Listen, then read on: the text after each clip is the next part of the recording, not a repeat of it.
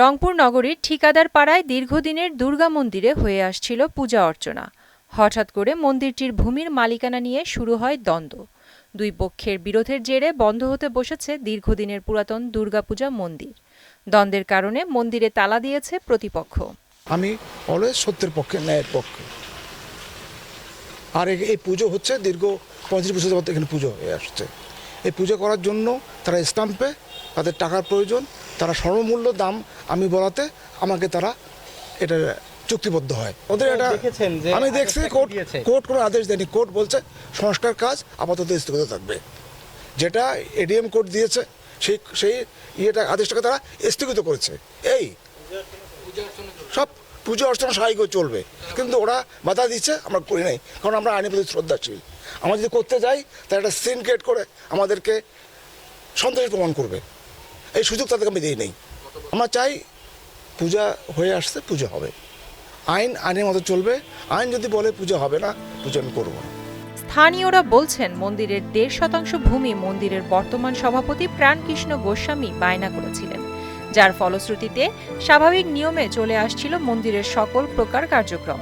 কিন্তু হঠাৎ করে এক পক্ষ জমির মালিকানা দাবি করে মন্দিরে ঝুলিয়ে দেয় তালা, ফলে ব্যাহত হচ্ছে মন্দিরের সকল প্রকার কার্যক্রম। এতে শঙ্কা রয়েছে আগত শারদীয় দুর্গা উৎসব উদযাপন নিয়ে, এবং ব্যাহত হবে সকল প্রকার কার্যক্রম।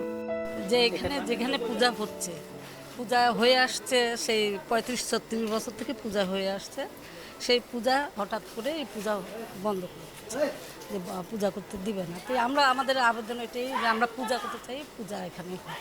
দুর্গা পূজা এই মতো অবস্থায় এরা তালা মারি দিচ্ছে, আমাদের তো এখানে পূজা পার্বণ কিছুই করা সম্ভব হচ্ছে না। তা আমরা সংখ্যাগরিষ্ঠ সবাই মিলে চাচ্ছি এখানটা দুর্গা পুজোটা হোক, আবার সেই স্বাভাবিক পরিবেশে ফিরে আসুক। আর জমি সংক্রান্ত যেটা আছে সেটা হচ্ছে মন্দির কমিটি ওটা পরে দেখবে আর কি। এখানে আমরা জন্মের পর থেকে ছোটোবেলা থেকে আমরা দেখে আসতেছি এখানেই পূজা হচ্ছে, এখানে পূজা হয়। আমরা হিন্দু সম্প্রদায়, আমরা যারা অত এলাকায় আছি, আমরা সবাই এখানেই পূজা করি, এবং আজকে যারা এখানে তালা লাগাইছে তারাও এখানে পূজা করে। একসাথে আমরা সবাই সম্মতিক্রমে সবাই একসাথে পূজা করি। সব কিছু আমরা যে কোনো প্রত্যেকটা পূজাতে আপনারা প্রত্যেকটা পূজার যে ভিডিও ফুটেজ সব কিছু আছে, সবখানে আপনারা দেখবেন আমরা সবাই একত্রিত হয়ে পূজা করি। আমরা হিন্দু সমাজ এটা কোনো ক্রমে মেনে নিতে পারি না। এই ঠিকাদারপাড়া পূজা উদযাপন কমিটি আমরা কোনোদিন মেনে নেব না। আমরা এই পূজা করব শুধু না, আমরা এই ঠিকাদারপাড়া পূজা মণ্ডপ এটা আমরা মন্দির হিসেবে প্রতিষ্ঠিত করতে চাই। এটা আমাদের দৃঢ় প্রতিজ্ঞ আমরা, এবং আমরা এটার জন্যে আমাদের জীবন দিতে হলেও আমরা জীবন দেব। আমরা এটা পূজা উদযাপন পরিষদ, এটা কমিটি, আমরা মন্দির, এটা আমরা করেই ছাড়বো। আমরা এখানে দীর্ঘদিন যাবৎ পূজা অর্চনা করে আসতেছি, দীর্ঘ 37-38 বছর থেকে। এমতো অবস্থায় ইদানিং 7-8 মাস থেকে আমাদের মন্দিরে তালা লাগানো হয়। কারা মারছে তালা? এবং যাদের জায়গা দশরথ রাউত, ওনার জায়গা, পরবর্তীতে শোনা যায় যে তার ওয়াইফকে সে লিখে দিচ্ছে। তা প্রাণকৃষ্ণ গোস্বামী তৎকালীন সময়ে তাদেরকে টাকা দেয় এবং লিখিত স্টামের মধ্যে লিখিত, কিন্তু কোনো রেজিস্ট্রি করে নেয় নেই। আমরা সবাই একই সম্প্রদায়ের মানুষ, তাই এখানে তো রেজিস্ট্রি যে এমার্জেন্সি করে নিতে হবে মন্দিরের জন্যে, সেটাতে দেখা যায় মসজিদ মন্দিরে আপনার বায়না রেজিস্ট্রিও হয় না, হাত বায়না হয়, রেজিস্ট্রি করে দেয়, ওয়াক্য করে দেয় মসজিদে। হিন্দুদের মধ্যেও এইরকম দানপত্র একবারে মন্দিরের নামে করে দেয়। এই হিসেবে হয়তো বা ওইভাবেই ছিল। তা এখন তারা পূজা অর্চনা করতে দিচ্ছে না আপাতত। তো এই মতো অবস্থায় আমরা দীর্ঘদিন যাবৎ পূজা অর্চনা করতাম, আমরা সে জায়গায় ফিরে গেলে আমাদের জন্য ভালো হতো। আসলে ব্যাপার হচ্ছে কি, আমরাও তো এখানে বহুদিন থেকে দেখে আসছি যে মন্দিরে পূজা হচ্ছে, এবং এখানে হিন্দু, মুসলিম, বৌদ্ধ, খ্রিস্টান যারা সবাই আছি, আমরা সবাই উৎসব পালন করে আর কি। বছরে একটা বার 2-3 বার যখন পূজা হয়। তো হঠাৎ করে গত 7 মাস থেকে দেখা যাচ্ছে যে এখানে পূজা করতে দেওয়া হচ্ছে না। দৈনন্দিন পূজাও যা হয় সেটাও করতে দেওয়া হচ্ছে না, এবং আগামীতে যে এদের দুর্গা উৎসব আছে সম্ভবত এটাও অনিশ্চয়তার মধ্যে আছে আর কি। তো আমরা এই সময় চাচ্ছি, যেহেতু এটা বহু বছরের অনেক দিন আগের একটা প্রাচীন মন্দির, এখানে পূজা অর্চনা হয়ে আসছে, আগামীতেও যেন সেইভাবে হয় আমরা সেটাই চাই। এলাকাবাসী সবাই এইটাই চাই আর কি, এটাই কামনা করি। এবং এখানে মুসলমানরা কেউ বলে নাই যে এখানে আমরা পূজা করতে দেবো না। ওরা বরং উৎসব করে, এদের পূজার সময় আমরা সবাই সকলে একসঙ্গে মিলে উৎসব করি।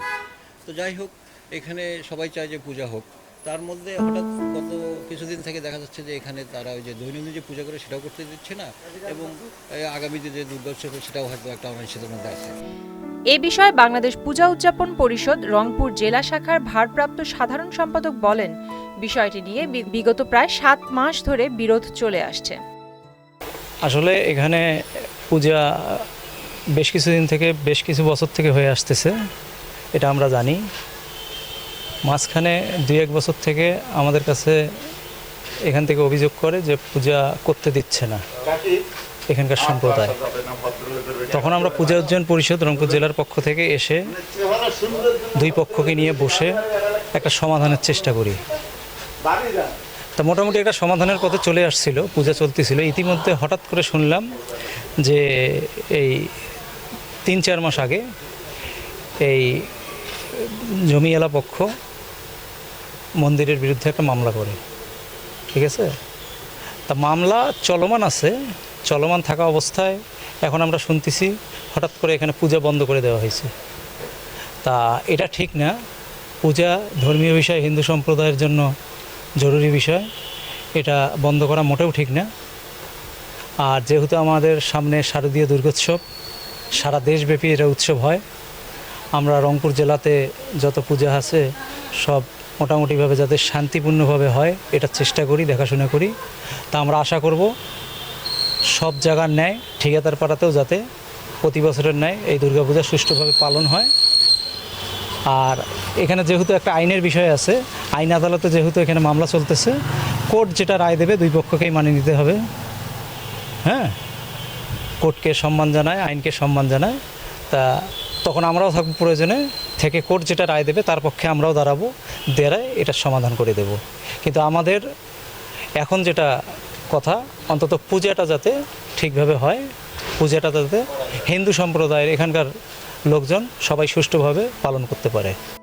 সকল বিরোধের অবসান হয়ে মন্দিরে আবারও পূজার সুষ্ঠু পরিবেশ ফিরে আসবে, এমনটাই প্রত্যাশা এলাকাবাসীর। প্রিয়াঙ্কা নিতু, মোহনা ডিজিটাল।